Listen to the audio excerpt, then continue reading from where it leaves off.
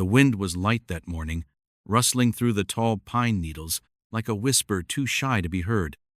The forest smelled of wet soil and fading summer, that golden sliver of September when everything feels suspended between warmth and change. He was only 12, his backpack slightly too big for his shoulders, the kind with a patch of a comic book hero stitched on the back pocket. His name was Eli, and the world hadn't yet taught him how fragile it was. He was hiking with his father, Matt, on a narrow trail in a national park that stretched for miles without boundaries. It was one of their things, weekend hikes, bonding over shared silence and the occasional joke, mapping out streams, building cairns by the side of the trail. This trail wasn't particularly treacherous, just remote. It followed the spine of a steep ridge before descending into a dense, shadowed gorge carved by glacial runoff. Eli was curious, bright, full of questions that flitted in and out of conversation like dragonflies. That morning, he had been asking about animal tracks, peering down at the soft mud for clues. They stopped for water near a clearing, where sunlight poured through a break in the canopy like a spotlight. Birds chattered high above, invisible among the swaying branches. Matt sat on a fallen log, adjusting the strap on his boot. Eli wandered just a few paces off, close enough to hear his dad whistle, not far enough to be called back. Matt looked up at one point and caught a glimpse of his son, the flash of his bright orange cap bobbing just past a patch of ferns. That was the last time he saw him. What happened next still haunts every breath Matt takes. He remembers the quiet, that awful kind of quiet, when the birds stop, when even the wind seems to hold its breath. He remembers calling Eli's name once, twice, 3 times, his voice cracking as it echoed into the woods. He remembers the cold bloom of panic that opened in his chest when there was no answer. He remembers running. He remembers the ache in his legs as he crashed through the undergrowth, calling. Eli was gone. The next 12 hours were a blur. Rangers were called. The sun dipped low. Flashlights bobbed like fireflies in the forest gloom. Volunteers came. Dogs. Helicopters. Voices overlapping. Maps unfurled across the hood of parked vehicles. But no sign. No sound. No footprints beyond the ones already trampled by searchers. No articles of clothing. No signs of a struggle. Just silence. A perfect, painful void where a boy should have been. By day 3, local news stations had picked up the story. A boy disappears while hiking with his father. A child vanishes without a trace. There were interviews with the ranger station. A press conference with Matt, his voice hollow, hands trembling, begging for anyone who might have seen something or anything to come forward. The orange cap, the comic book patch. His son's laugh, so loud it used to echo off kitchen walls. All of it gone, as if the forest had swallowed him whole. By the end of the week, the case took a darker tone. Speculation began. Message boards lit up. Could he have fallen down a ravine? Could someone have been watching, waiting? Was it a crime of opportunity or something more calculated? Theories sprouted like mushrooms in the dark. But facts? There were none. The search eventually shrank, not for lack of effort, but because the forest doesn't forgive exhaustion. It stretches on, endless and unmoved by grief. The dogs stopped picking up a scent. The drones captured nothing but leaves. The helicopters returned to their bases. Volunteers went home, heavy and heartbroken. Matt didn't. He stayed. In a tent by the ranger station, and then in a trailer just outside the park. He walked the same trail every morning. He carried his son's backpack. He talked to the trees. 2 years passed. Eli's room at home remained untouched. The laundry still had a folded shirt that smelled faintly of cedar. His toothbrush remained in its cup. The comic books remained in a stack by the bed. Matt and his wife Dana were quieter now. They no longer talked about what could have happened. The weight of not knowing had dulled even the sharpest what-ifs. Every once in a while, a stranger would recognize Matt's face, offer condolences, or worse, a theory. He would nod, thank them, and excuse himself. Then came the eagle's nest. Miles away, deep in the upper elevations of the forest, A team of wildlife researchers was studying eagle nesting patterns via drone footage. The birds were rare, protected. Their nests were enormous and delicate, built high in the treetops, inaccessible by foot. The drone was fitted with a high-resolution camera and had been recording from a distance, capturing hours of footage to be reviewed back at the university lab. And then one of the interns paused the playback, zoomed in. There, lodged into the side of the nest, among the branches and bones and scavenged cloth, was something strange, a torn piece of synthetic fabric. It wasn't leaves, it wasn't animal hide. It was patterned nylon, faded, but distinct from the edge of a design, a partial patch, worn by time and sun. The intern blinked. She pulled up the missing persons database, the composite of Eli's backpack, the comic book patch. She compared it. And then she called the authorities. Everything changed. The image was grainy but unmistakable. The torn edge of the backpack had been snagged on a branch that jutted out from the side of the massive nest, like the broken limb of some long-dead tree. The eagle had built its home high, atop a gnarled cliffside pine, the kind of place no human would ever reach without ropes, harnesses, or a helicopter. But the camera, steadied by drone and luck, had caught just enough. It wasn't the full patch, not even half, but the colors matched. The shape was right. And when Detective Colleen Reyes saw the freeze frame, her breath caught in her chest. She'd been assigned to Eli's case from the beginning, a newly promoted lead on a missing persons unit, green in the ways of child loss but seasoned in grief. It had been her first cold case, and she had never let it go. The backpack, or at least what looked like it was the first tangible clue, in 784 days. That morning, Reyes drove out to the field office herself. She didn't delegate. She wanted to be there, needed to stand in the pine-scented wind with her own eyes on the sky. The park ranger leading the eagle survey was waiting by the trailhead, a tall man with a permanent squint from years spent under sun. He explained the nest's location, pulled out topographical maps, highlighted flight patterns, and wind currents. "It's high," he warned. "Too high to reach from the ridge. Maybe a heli drop if the winds are calm.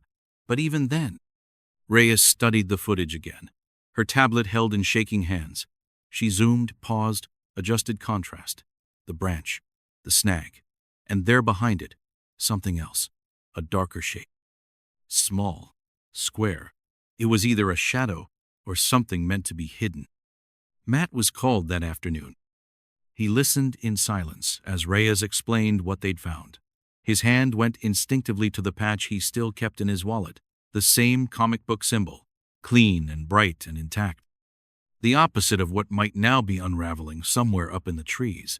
He didn't ask to see the footage. He simply said, "Tell me when we go up." The chopper lifted at dawn. The wind was barely a whisper. The pilot hovered just long enough to let down a rope line, and a single wildlife climber descended onto a thin ledge beside the nest. The branches were massive, interwoven like the beams of a crumbling cathedral.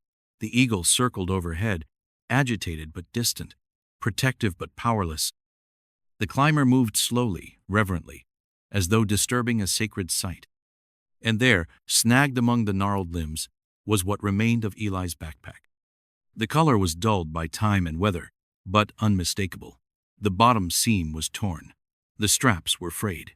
The zipper still had a charm attached, a small plastic lightning bolt worn to a translucent nub.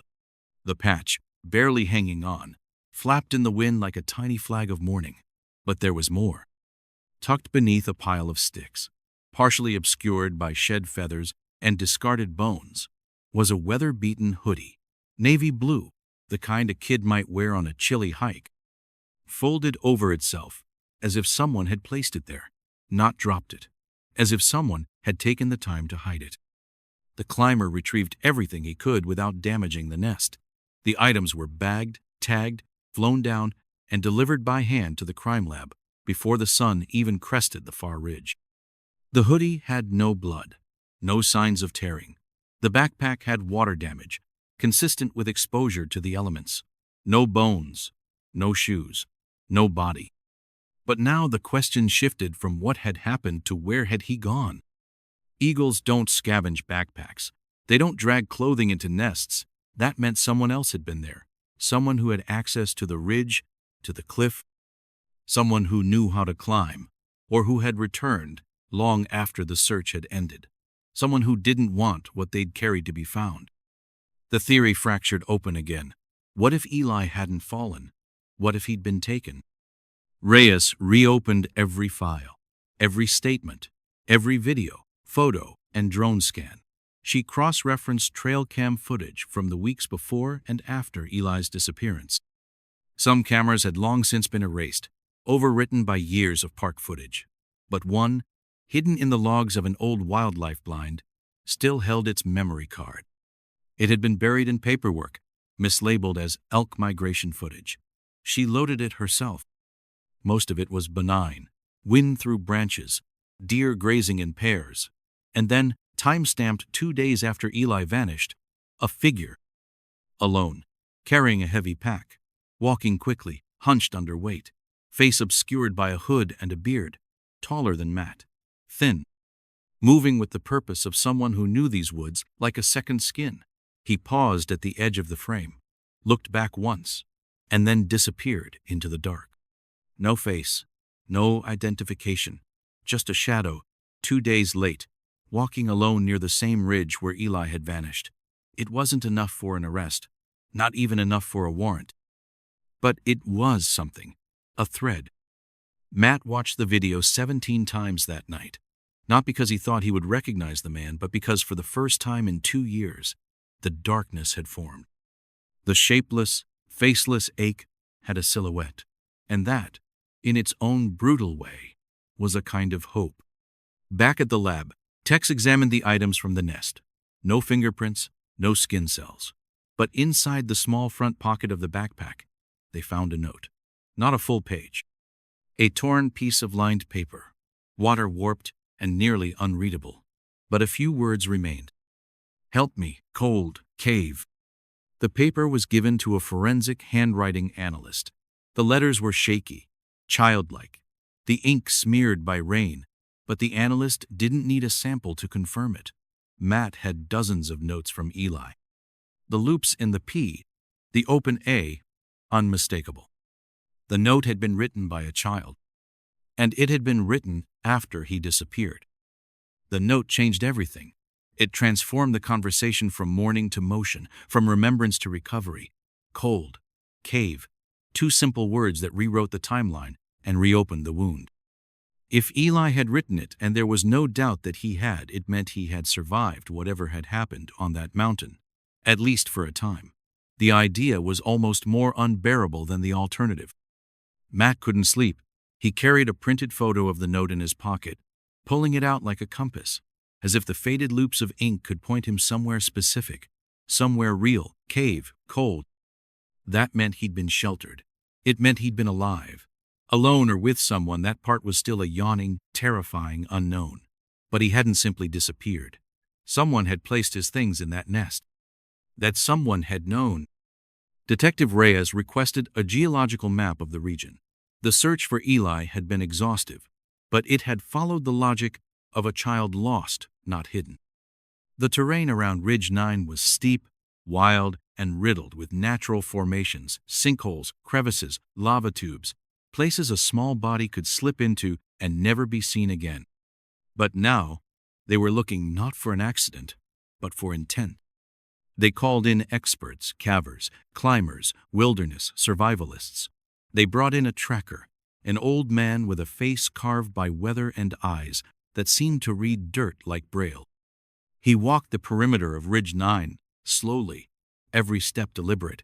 At one point, he crouched near a slope where the soil had hardened to rock. "Here," he said, "a long time ago. Small prints, maybe 2 years, bare feet." That detail made Matt double over. He'd been imagining sneakers, maybe boots, something warm, not bare skin on stone, not his son, alone, barefoot in the forest. The tracker touched the earth gently, reverently, as if offering apology for not finding it sooner. The cave search began 3 days later.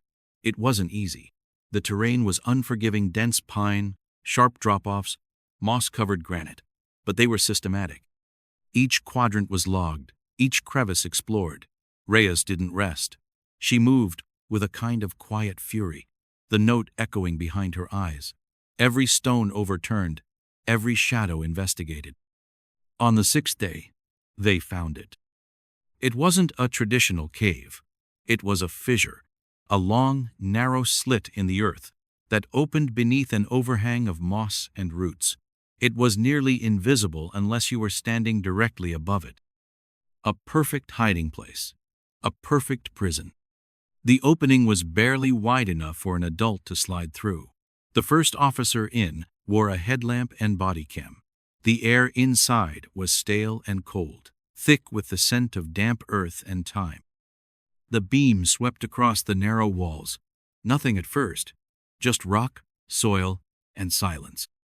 Then a corner, a flattened patch of leaves, a small pile of sticks that looked almost organized, not natural, but arranged. Beside it, a crumpled plastic wrapper, faded and half-eaten by mold, granola bar, expired. There was no body, no remains, but there were signs. Human presence. A scratch on the stone wall, initials maybe. A shape, hard to tell, but it was something. And most damning of all, a scrap of fabric wedged into a crack in the rock blue and silver, nylon, patterned like the interior lining of a child's coat. It was bagged, tagged, sent to the lab. Matt stood at the edge of the cave when they emerged. He looked down into the darkness, into the place his son might have once huddled, shivering and scared. He didn't cry, not then. He just stood there, the wind tugging at his sleeves, until Reyes touched his shoulder and gently guided him away. The lab results were slow.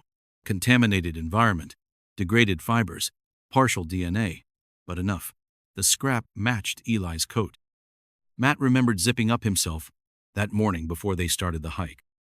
It wasn't proof of survival, not definitively, but it was movement, motion, a signal in the dark. The press caught wind of the discovery within hours. Headlines bloomed like wildfires. Missing boys' clothing found in cave. Possible survival.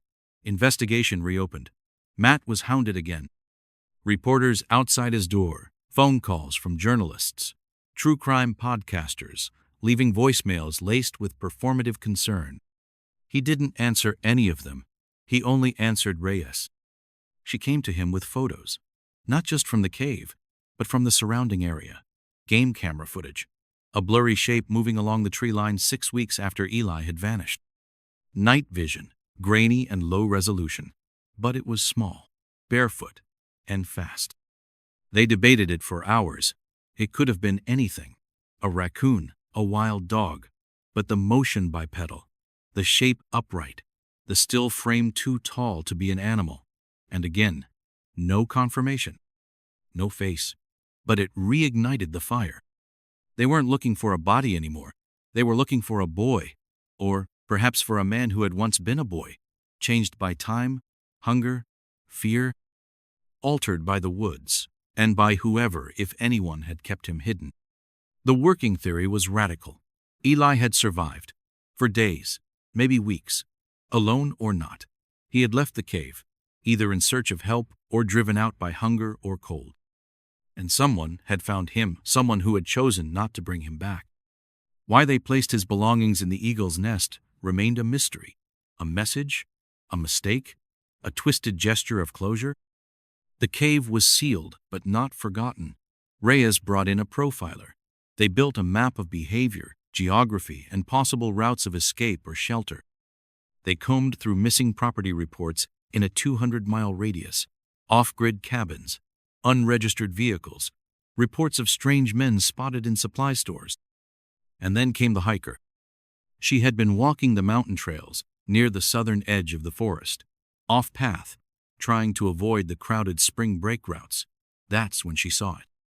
A figure, small, moving fast, clothes too big, hair long, dirty. When she called out, it bolted into the trees, vanishing like smoke. But not before turning to look at her. He had bright eyes, she said, pale, maybe blue, and on his face, a strange kind of expression, Not fear, recognition. The woman who saw the boy wasn't certain of what she'd witnessed. At first, she assumed it was just a teenager, maybe even a transient. But the eyes stayed with her, not just the color, but the look behind them. Wide, wild, and somehow ancient, as if they'd seen too much.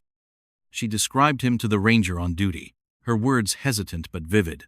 He was wearing an oversized coat, she said, ripped at the sleeves, no shoes, his hair matted. He had looked at her, really looked, and then ran like he knew exactly where to vanish, like he'd done it before. The ranger filed a report. It might have ended there. Another strange sighting in the vast wilderness, if not for the proximity. The encounter happened less than 4 miles from the cave, and only 2 weeks after the note was found in the eagle's nest. Detective Reyes was called the same day. She drove to the site herself, hiked the trail the woman had taken, eyes scanning every ridge, every shadow. She stood where the hiker said she'd been when she saw him, and stared into the forest, trying to imagine what it would be like to live out there alone for years. The wind whistled through the trees like a distant whisper. She ordered new motion-triggered cameras installed throughout the area, high-res, infrared, silent, set at angles to catch movement from multiple directions. They created a grid, a net. That same night, Matt sat in his living room, staring at an old video of Eli on the iPad. It was one he hadn't watched before, one he had avoided, as if it hurt more than the others. Eli was 7 in the video. He was building a model airplane with glue-sticky fingers and a look of serious concentration. He kept mispronouncing fuselage, and Matt could be heard off-camera, correcting him gently, laughing. At the end of the video, Eli looked directly into the lens and smiled. The image froze there, paused by a trembling finger. Matt pressed his hands to his face and wept. The cameras caught something 3 nights later. At 2:12 a.m., the lower quadrant camera triggered. A shadow moved fast across the frame, too fast for a clean shot. But 3 frames in, there was a moment, a pause. A shape, crouched near a fallen tree, slender limbs, long hair, something in its hands, a bundle of twigs or maybe food. The image was still grainy, but this time it was clear. It was human. The footage was rushed to the lab for enhancement. Analysts sharpened it frame by frame, amplifying contrast, cleaning edges. The shape resolved slowly, not a raccoon, not a fox. It was a person. A boy, or a man not yet fully grown. The proportions were off arms long, ribs visible, the spine arched in a wary crouch. And those eyes, caught in the flash, they glowed faintly, but there was something unmistakably human in the way they looked toward the camera. It wasn't a surprise. It was recognition. Reyes stared at the footage on loop. She played it for Matt. He didn't speak. He just watched. Finally, he whispered, "That's him." And he was certain. The search grid was extended. Motion cameras were upgraded. Pressure sensors, too. A local biologist was brought in to help interpret movement patterns, identify trails. And then Reyes made a decision that changed the course of the investigation. They brought in scent dogs again, but not just any dogs. These had been trained for long-range human tracking in extreme environments. Eli's scent was faint, degraded after years in the wilderness. But the cave had left behind fragments, the coat lining, the granola wrapper, even the soil from where he'd once slept. The dogs were released near the southern quadrant. An hour later, they began to bay. The trail they followed twisted through dense underbrush, across a shallow creek, and up a narrow, rocky incline. At the top, it plateaued into a ridge that looked down over a small clearing. There, nestled between 2 moss-covered stones, was a shelter. Primitive, but unmistakably built. Branches bent into a lean-to, moss packed for insulation, bones small, rodents strung like beads, and hung from a cord. A nest of sorts, a place someone had lived. Inside were signs, charred wood from an old fire, a blanket so degraded it had merged with the earth. And, folded with uncanny precision, a plastic grocery bag containing 3 items, a can of beans, an empty peanut butter jar, and a single Polaroid. Reyes lifted it slowly. It was of Eli, at a birthday party, 8 years old, smiling through missing teeth, holding a paper crown in one hand. It had clearly been carried for a long time. The discovery confirmed what Matt had felt since the moment he saw the note. Eli had survived. He had adapted. Learned to live in the shadows of the forest, like some mythic creature, half boy, half memory. But the question clawed deeper now. Why hadn't he come home? What held him there? Theories multiplied. Some believed Eli had developed what wilderness psychologists call bush syndrome, a term used to describe long-term psychological fragmentation in isolation. Others wondered if he had been manipulated or threatened by someone who had placed the note in the nest. Reyes didn't rule out either, but her gut told her something different. That Eli was watching them. Not out of fear, but out of uncertainty. The next step was delicate. They couldn't just storm the forest. They needed to draw him out, to show him he was safe. So they built a station, a small, open shelter near the clearing. Inside, they placed things, familiar things. A worn blue hoodie Eli used to wear. A copy of his favorite book, its corners soft with time, and a small portable speaker that played audio on a loop. Matt's voice, telling a story Eli had loved as a child. The Boy and the Fox. Each night, the voice played. Each night, they watched. On the fifth night, a figure appeared. He didn't enter the shelter. He hovered at the edge of the trees, watching, silent, half hidden by shadow. But this time, he didn't run. And for the first time in 3 years, Matt felt something break inside him. Not grief, but hope. The figure at the edge of the trees lingered longer each night. He never stepped into the open, never made a sound, but his presence was no longer fleeting. It had substance now, a weight that settled into the air like a gathering storm. The cameras, though discreet, caught slivers of movement. A hand brushing against bark. A bare foot disturbing the grass. A face half lit by moonlight, eyes wide with watchfulness, and a wariness that seemed etched into every muscle. Detective Reyes altered the loop. Instead of the full bedtime story, she added something new. A message. Simple, soft, recorded in Matt's voice. Eli, it's Dad. We're not going to stop looking for you. We just want you safe. We just want to bring you home. The speaker repeated it every hour. The words folding into the rhythm of the forest, a heartbeat in the night. It was the 6th night when the change happened. A movement deliberate and slow triggered the eastern-facing camera. The boy, older now, stepped into the shelter, only for a moment. He touched the blue hoodie, held it up to his face, then let it fall. His fingers skimmed the cover of the book, then the speaker. He listened, still as stone, to the words from his father. Then he walked away. But he left something behind. Folded on the floor of the shelter was a strip of bark, and written on it, in smudged graphite, was one word. Almost. The message was unmistakable. Eli was thinking, weighing, maybe remembering, maybe hoping. Reyes called Matt that morning. He didn't speak for several seconds after hearing about the message. When he finally did, his voice was raw. What does it mean? It means he's not gone, Reyes said. It means he's still deciding. The next phase had to be careful. Not pursuit, not pressure. Invitation.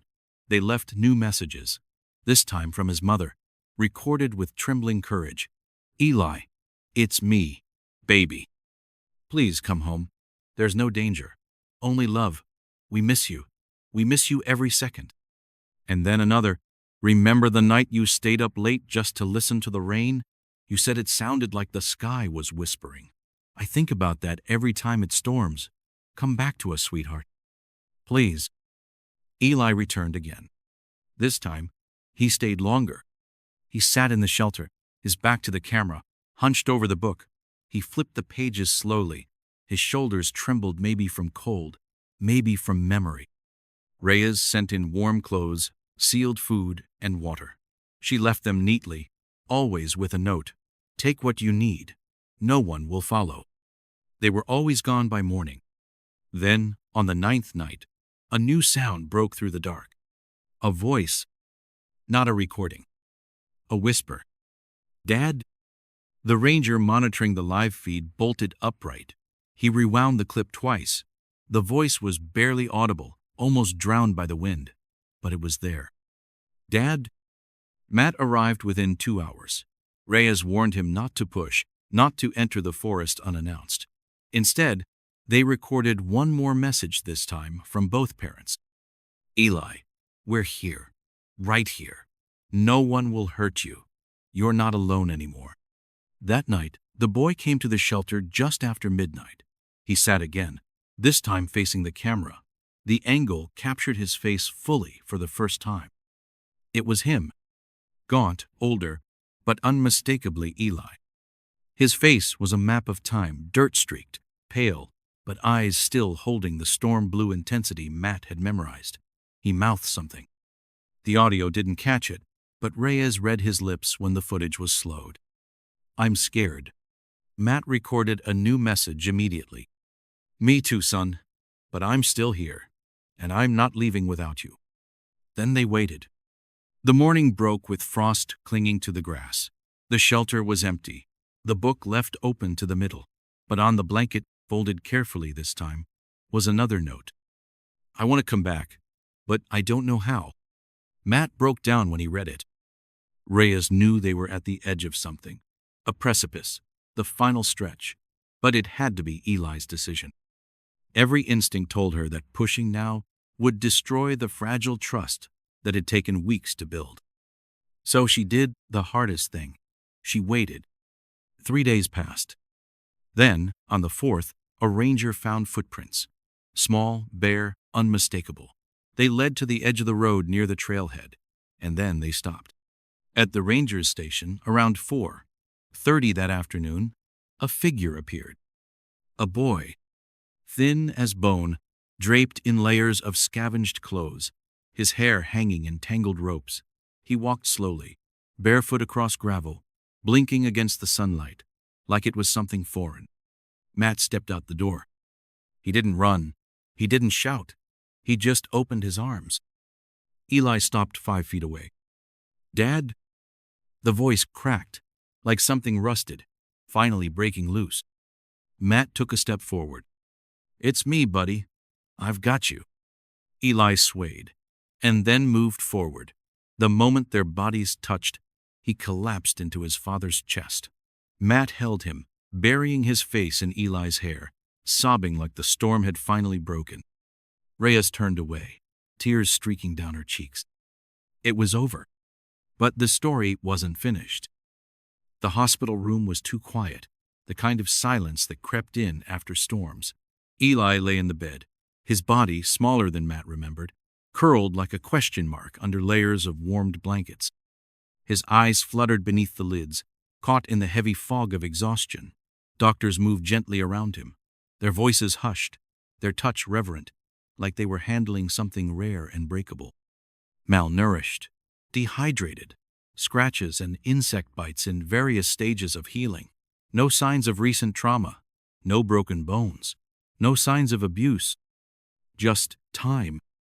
Time had carved itself into his muscles, his skin, his voice. His first words, real ones, spoken out loud to someone other than a tree or his reflection in a stream, came only after a full day of sleep and silence. "I thought you stopped looking." Matt was beside him, holding a paper cup of juice with trembling hands. "We never stopped. Not for a second." Eli turned his head. His eyes were glassy, unreadable. But then he said, "I heard the messages from the book. The shelter. That was you?" "Every word." Eli nodded. He didn't cry. He didn't smile. He just let his eyes fall closed again. But not from fear. It was the exhaustion of safety, of arrival.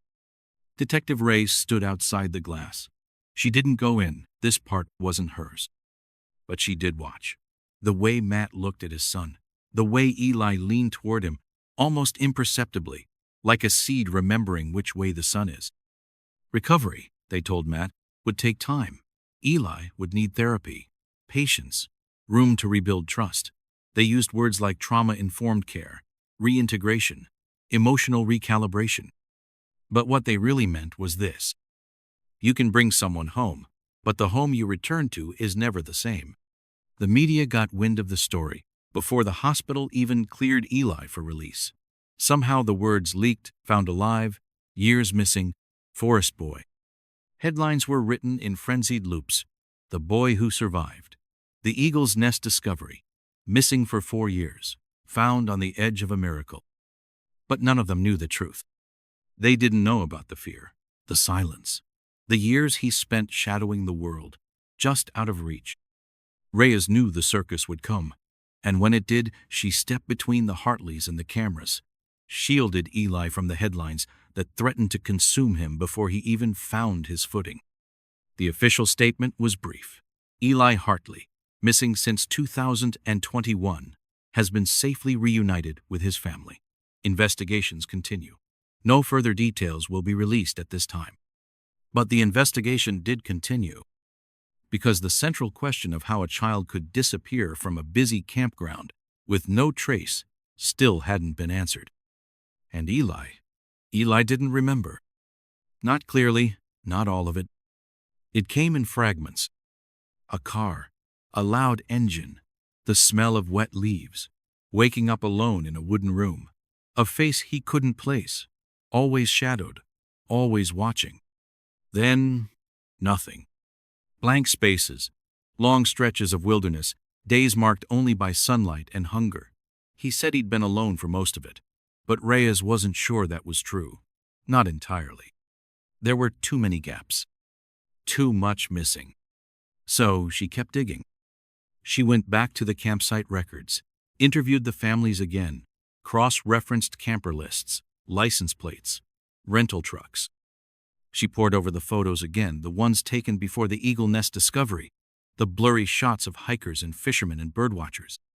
One face stood out.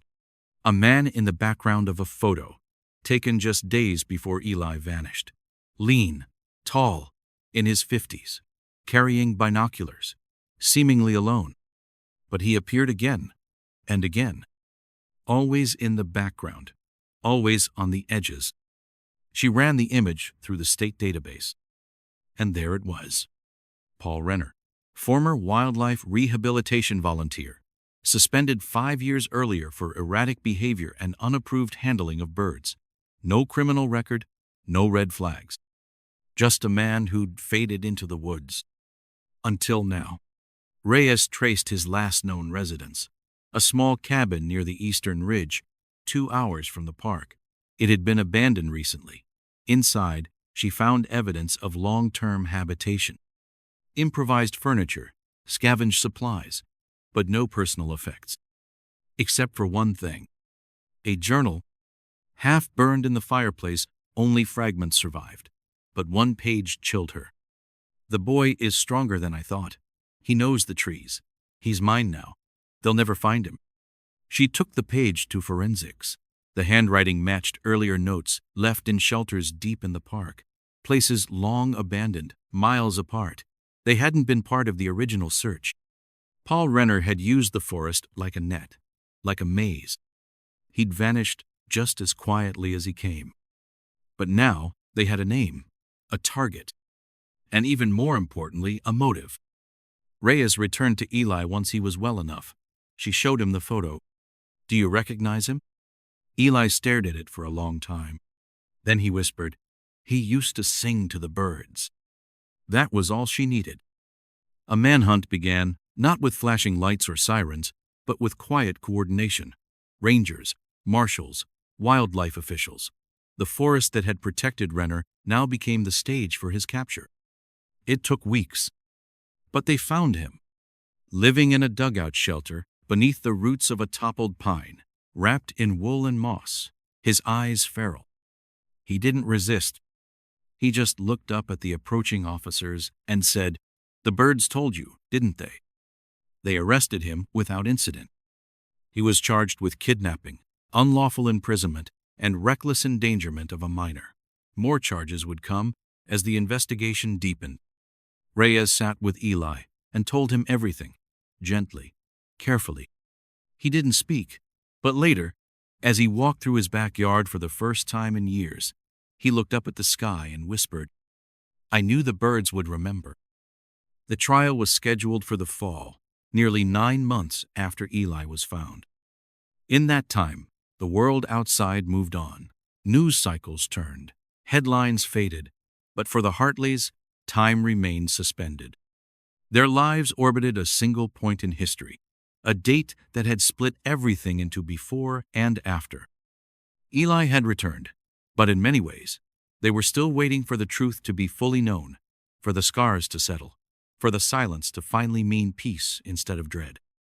The courthouse stood pale and sharp against the October sky. On the morning of the first hearing, fog coiled low around the parking lot like smoke that had nowhere else to go. Inside the courtroom, the air buzzed with a strange electricity, the charged hush that comes just before something irreversible. Paul Renner entered in shackles, head bowed, his beard trimmed but eyes still wild, darting to the corners of the room like a hunted animal. He didn't look at Eli, didn't look at Matt or the empty seat where Harper used to sit before the divorce papers were finalized. He looked only at the ceiling, like the answers he needed might be written there. The prosecution laid their case with surgical precision. Surveillance maps, DNA traces from the makeshift shelter, the burned pages of the journal. Most damning of all the string of shelter reports and ranger observations, once disconnected, now linked like points on a constellation that had always been there, waiting to be seen. They painted a portrait of a man who had retreated into the forest, convinced of a warped mission. A man who believed the world outside was unfit for children, that the wild could raise them better. He saw Eli not as a child, but as a symbol, something to preserve, to remake in his image. His writings were dense with obsession, riddled with talk of purity, of birds as messengers, of the forest as salvation. The defense tried to build around mental instability. Renner was not well, they argued. His motives were misguided but not malicious. They pointed to his lack of physical harm, the absence of any signs of torture or overt abuse. They framed his actions as tragic delusion rather than cruelty. But the courtroom, packed with reporters, community members, and Eli's quiet presence at the back, saw something else. They saw a predator who didn't need to strike with fists or knives. His crime was one of erasure, of stealing a boy's entire world and reshaping it around silence, secrecy, and the cold indifference of nature. When Eli took the stand, the room held its breath. He didn't speak for long. His therapist had prepared him, so had Matt.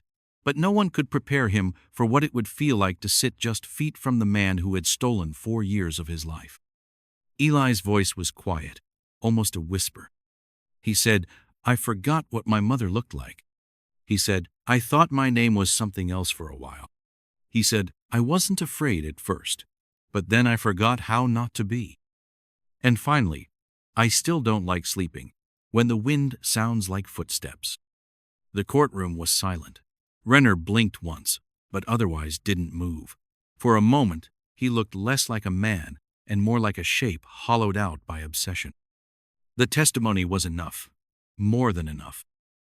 The verdict came swiftly guilty on all counts, life without parole. But justice, as it often is in these stories, was not relief. It wasn't closure. It was simply a door shutting quietly behind a monster while another opened into the long road ahead.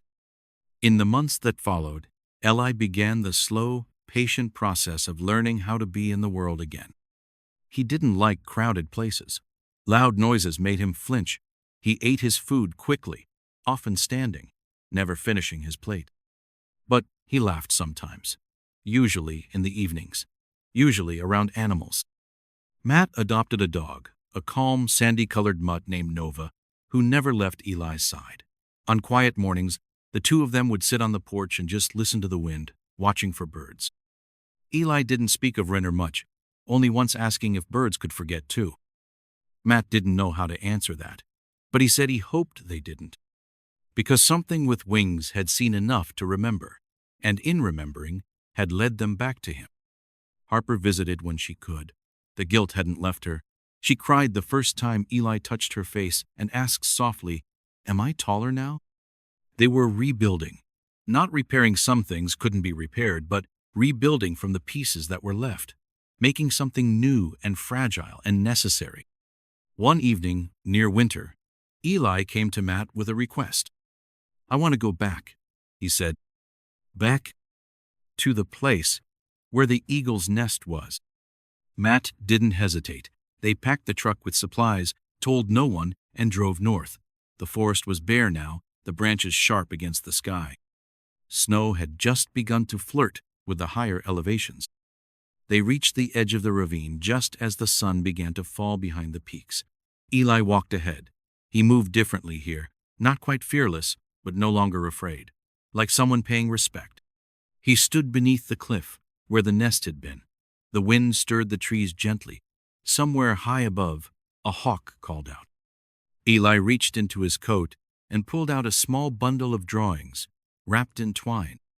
He placed it gently at the base of the tree. "What's that?" Matt asked. "It's for them," Eli said. "Who?" "The birds." Matt didn't ask again. They stood in silence, listening. The sound of wings overhead, a gust of wind, the creak of bark. Then nothing. But in that nothingness, something soft bloomed, a stillness that wasn't emptiness, a calm that wasn't silence.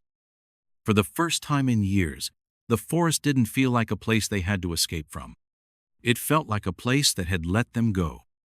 In the months following the trial, life for the town had largely returned to its rhythm. Storefronts displayed autumn colors, holiday lights winked from windows, and sidewalks filled with the hum of daily life again. But for those who had touched the heart of the story, the pulse of normalcy throbbed against a deeper, stranger tempo. Detective Clara Rhodes didn't return to her precinct right away. She was offered time off, encouraged to decompress. But she didn't decompress. She studied. Every day, she went to her small home office, turned off her phone, and pulled up case files, cold ones, quiet ones, old ones. She scoured missing persons reports, unexplained disappearances, vague wilderness sightings that had never been followed through. She wasn't sure what she was looking for, only that something about Eli's case had left behind a scent, something her gut couldn't quite name. What stayed with her wasn't the crime, it was the wilderness, the span of years, the stillness. How many others had vanished into that same silence, without a nest to witness, without a bird to betray a secret? She built a private database, compiled patterns, dated map overlays, found a surprising overlap of disappearances years apart, but within a 100-mile radius of forest land, different counties, different jurisdictions. But the wilderness didn't care about lines on paper. She began to believe the land was holding more secrets than anyone realized. Matt Hartley, meanwhile, found himself suspended in a quiet he never expected to miss. The media had thinned. The inbox quieted. He walked slower now, drank his coffee hotter. Laughed sometimes when Eli made odd bird calls to Nova, who responded by tilting her head and wagging her tail like she understood every syllable. Eli was seeing a trauma specialist weekly. The sessions were unpredictable. Some days he was open. Other days he spoke in animal metaphors. He drew a lot of drawings filled with trees, cliffs, feathers, and bones. Once, he gave one to Matt. It was the eagle, its wings stretched wide over a boy with no face. "It's not a bad thing," Eli said. "What isn't?" "Not having a face." Matt didn't ask what that meant. He learned not to push. Eli's truths were slow things, like frost forming across a windshield. They revealed themselves only with time and warmth. Harper stayed in touch, texting every few days, visiting every couple of weeks. Their relationship had changed. The past could not be repaired between them, but there was no bitterness. Only the quiet knowledge that they were both stitched together by the same unbearable memory, the kind that no longer needed words. In early December, just after the first hard snow, Eli did something unexpected. He asked to go to school. "Real school?" Matt asked, surprised. "I think I'm ready," Eli said, adjusting Nova's collar. "But maybe not for the cafeteria." It took time.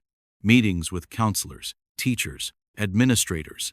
Everyone wanted to help, but no one quite knew how. There was no manual for reintegrating a boy who had spent nearly half his life in the woods under the spell of someone else's ideology. On his first day, Matt walked him to the front steps. Eli wore a coat 2 sizes too big, his eyes hidden behind a knitted cap. "You nervous?" Matt asked. "A little," Eli said, then paused. "But I like learning. I just don't like chairs very much." Matt smiled. "Well, you can always sit on the floor. That's where the good ideas live anyway." Eli nodded solemnly. "That's true. That's where the roots are." Matt watched him walk up the stairs, Nova padding beside him. The school had made an exception for therapy dog status, though unofficial. No one questioned it. Inside, the halls held new sounds. Bells, chatter, lockers slamming shut. Eli flinched only once, then kept walking. The classroom was bright. Windows faced the playground, now covered in a thick crust of white. The teacher greeted him gently, introduced him to the class with kindness and brevity. No one stared. Just one girl who waved and said, "I like your dog." Eli sat down, not in the desk assigned to him, but on the floor beside it, cross-legged. Nova lay down beside him, head on her paws. The lesson began. Outside, a bird landed on the window ledge. A crow. It tilted its head, watching, then flew away. The weeks passed. Winter deepened. In therapy, Eli said less about the woods, more about the future. He wanted to learn about the weather, about how birds navigate. He built a model of a kestrel from scrap paper and glue, hung it from his ceiling with thread. At night, Matt would find him asleep with the dog curled at his side, a flashlight still on, books spread around him like a nest of knowledge. There were bad nights, too, dreams he wouldn't describe. Sometimes he'd wake up standing, confused, trying to listen for a sound no one else could hear. Sometimes he'd ask questions that had no answers. Why do people follow people who hurt them? Why do birds leave their babies? Do feathers remember being wings? Matt answered the best he could, but more often, he listened. And somehow, that was enough. Then, near the end of January, something strange happened. Clara Rhodes reached out. She had found something, another disappearance, from 7 years ago. A teenager named Owen Leary vanished during a family hiking trip in the same northern range. No body, no signs of struggle. The family had moved away a year later. Case cold. But what caught her attention wasn't the disappearance. It was a journal, found by a park volunteer in a sealed metal box beneath a hollowed log just outside the reserve boundary. Water damaged, mold kissed, but legible. Inside were entries about birds, about silence, about a man in the woods with eyes like stone. The last entry read, "He says I need to unlearn the world. Those names are lies, that birds know the truth. I'm not sure I believe him, but I don't know how to get back." Clara met Matt at a diner on the edge of town. She slid the journal across the table. Her hands shook slightly. "I think Eli wasn't the first," she said. Matt didn't speak. He flipped through the brittle pages slowly. The handwriting wasn't Eli's, but the cadence was familiar. The strange rhythm of someone trying to describe captivity without sounding broken. "There may be more," Clara said. "I'm going to keep looking." Matt nodded. He closed the journal, hands resting on the cover like it was something holy. "Not just for Eli," she added, "for all of them." Outside, snow had begun to fall again. Quiet, steady. Matt thought of the eagle's nest, of wings wide enough to see the whole story from above. Somewhere in the forest, other feathers had fallen. Maybe, just maybe, some of them would still be found. The winter deepened, and with it, a stillness settled over the forest that once held so many secrets. But inside that stillness, a movement had begun, a slow, deliberate unraveling. The kind of quiet tide that changes everything long before anyone notices the shore has shifted. Detective Clara Rhodes had returned to the mountains. She wasn't alone this time. A task force had been quietly approved by the state following the rediscovery of Owen Leary's journal. The media never heard about it. no press conferences, no headlines.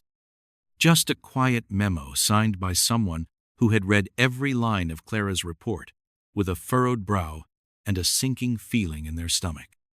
There were now 6 names, 6 young people who had vanished in remote wilderness zones within a 20-year span. Each case had been closed with no signs of foul play. But Clara saw something different. The same geographic drift, the same behavioral precursors, kids who felt out of place, pressured, brilliant, but distant, kids who vanished near the edge of where towns gave way to trees. Clara stood near the fire pit at base camp one night, the cold biting at her skin, the crackle of pine logs snapping behind her. She held Owen's journal in gloved hands, rereading the same 3 lines. He says the forest doesn't judge, that the world outside lies, that the birds understand. She turned the words over in her head like stones. Each time, they felt heavier. Nearby, her team reviewed maps, digital overlays of missing persons data, and predictive heat mapping based on past weather cycles and trail activity. A new volunteer had joined the group. A park ranger named Tom Alvarez. He'd worked in this region for nearly 2 decades. Quiet man, kept to himself. But when he saw the file on Owen, something flickered behind his eyes. "I remember the family," he'd said. "Father was jumpy. Said he saw someone watching their campsite the night before Owen disappeared.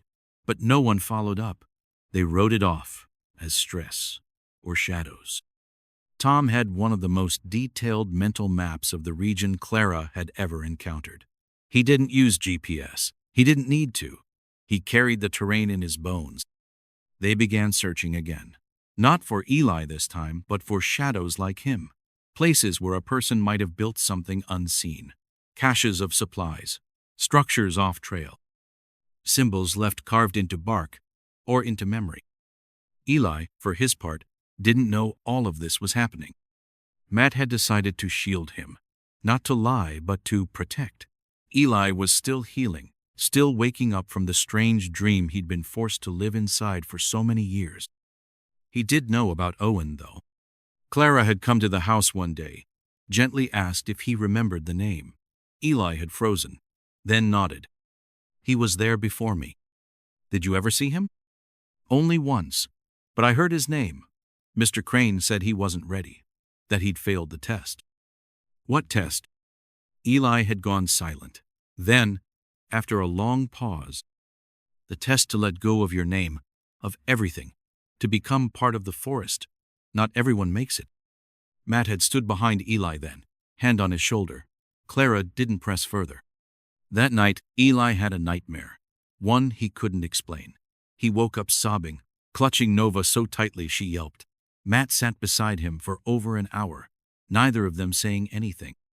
In school, Eli was progressing. Slowly, carefully. He now answered questions out loud, drew diagrams on the board. When they studied ecosystems, he pointed out patterns the textbook had missed. When asked how he knew, he simply said, "I watched." But his favorite place was still outside. Every weekend, Matt and Eli hiked the outskirts of the reserve. Nova led, tail high, ears alert. Sometimes they brought binoculars, sometimes just a notebook and a thermos of cocoa. On one of these hikes, as March approached and the snow began to thin, Eli stopped at a tree with a long vertical scar down its bark. He put his hand on it. "What is it?" Matt asked. "This is where he brought Owen first, before the cave." "Are you sure?" Eli nodded. He was always talking about this tree. Said it was where the forest began, that people had it backward, that maps lied, that borders weren't real. Matt looked around. There was nothing remarkable about this tree. No markings, no clearings, just a bend in the trail and a cold wind pushing through. But Eli stood there for several minutes, eyes closed, hand flat against the wood. "He's still here," Eli said. "His name is still inside the bark."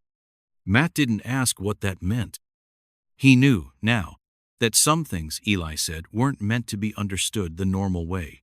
They were part of a different vocabulary, a different compass. Back at the base camp, Clara received a ping from the new drone surveillance team.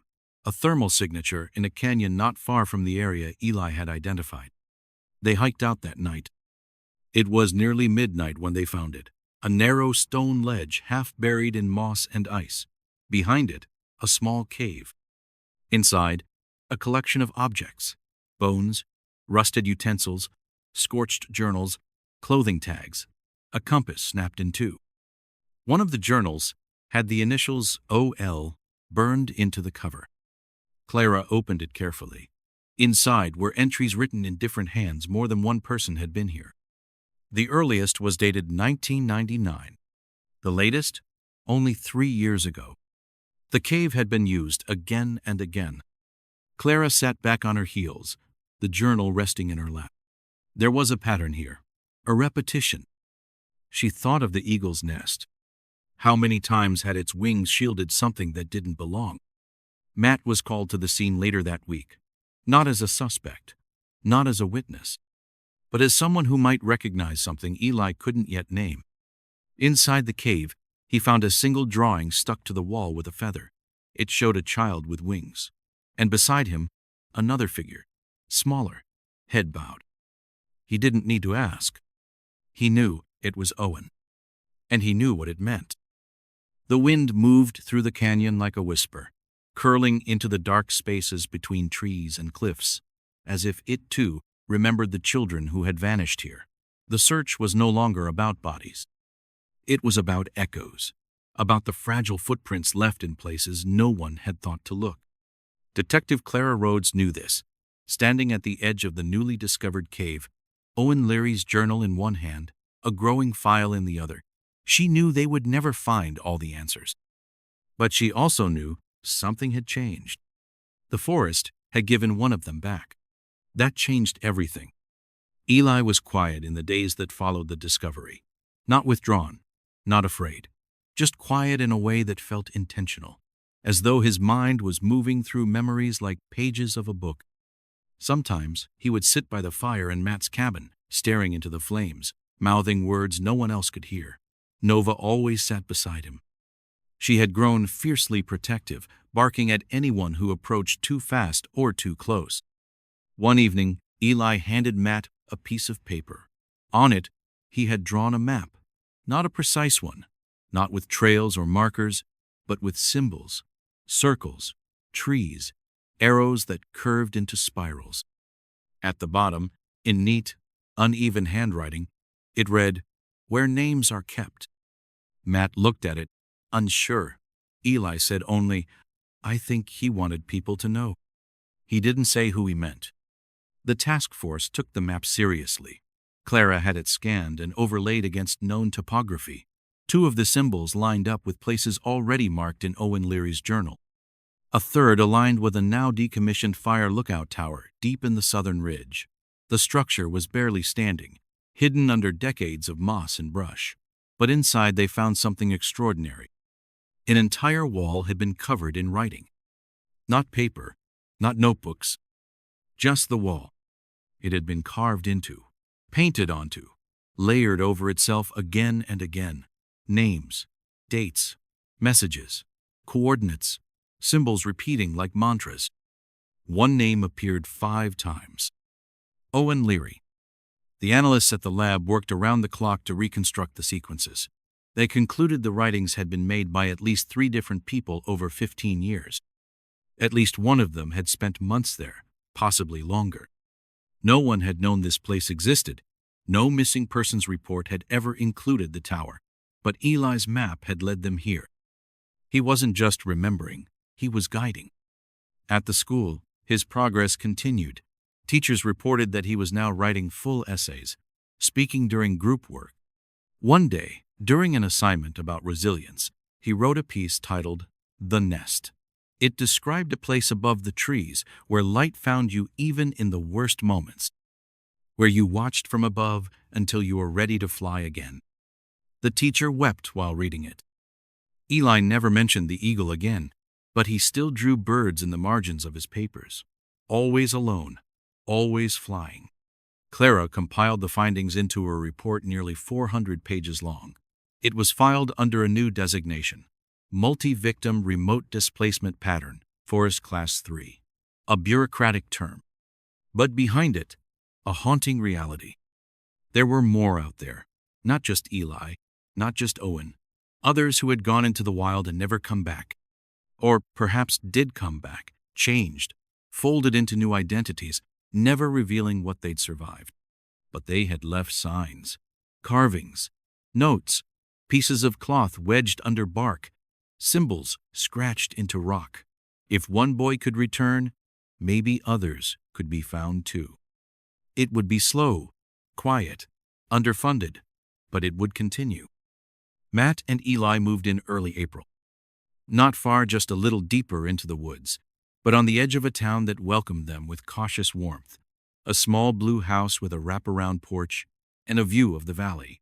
Nova adapted quickly. She had new paths to patrol, new smells to chase. Eli had his own room. He painted it light gray and asked for glow-in-the-dark stars on the ceiling. He said it helped him sleep. Matt brought over all their books, installed shelves, bought a small telescope and set it on the back deck. They would take turns pointing it at the night sky. Sometimes they'd sit for hours without saying a word.